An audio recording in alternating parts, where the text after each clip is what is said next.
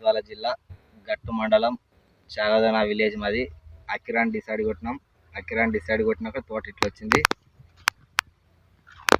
బాగా వచ్చింది, రిజల్ట్ బాగుంది.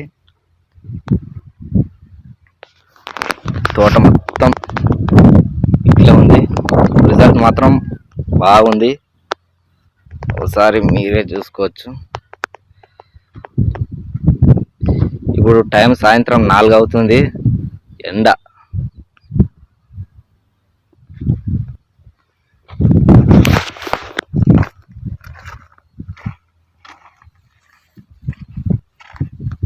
నీట్గా ఉంది తోట మాత్రం, ఎక్కడ అంతే మొత్తానికి బాగానే ఉంది రిజల్ట్ అయితే.